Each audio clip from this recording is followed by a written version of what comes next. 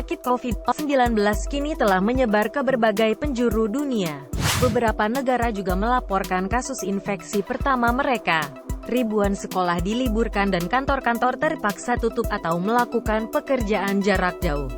Namun di sisi lain, wabah COVID-19 telah juga mengubah cara berinteraksi masyarakat, dan sejumlah pihak dengan jeli menangkap peluang ini. Menurut laporan DW Indonesia, berikut pihak-pihak yang diberitakan mengalami keuntungan karena penyebaran wabah penyakit COVID-19. 1. Netflix. Platform streaming video Netflix merupakan salah satu perusahaan yang menampakkan kinerja terbaik selama terpuruknya pasar global hingga senilai 6 triliun dolar AS pada tanggal 28 Februari lalu. Analis mengatakan saham perusahaan semacam Netflix dan Zoom dapat memberikan perlindungan bagi para investor selama wabah virus corona. Hal ini karena semakin banyak orang yang lebih memilih untuk mencari hiburan di dalam rumah selama virus mewabah. 2. Produsen alat-alat pelindung diri dan sanitasi.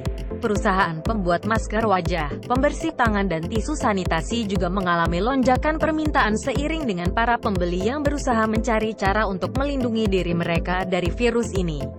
3M Corp, perusahaan yang membuat masker wajah, juga dilaporkan meraih untung besar. 3. Pasar swalayan. Pasar swalayan, pengecer seperti Rewe di Jerman dan Carrefour di Prancis juga laku keras. Barang-barang dagangan mereka, terutama berupa makanan kaleng dan bahan makanan awetan, nyaris tidak lagi bisa dijumpai di rak-rak supermarket ini dalam beberapa hari terakhir. Masyarakat yang panik membeli persediaan makanan dalam jumlah besar. Serbuan di pasar-pasar swalayan ini mendorong para investor untuk membeli saham perusahaan makanan kemasan. Pengecer online seperti Amazon juga melihat kuatnya permintaan karena pembeli cenderung berbelanja di toko online.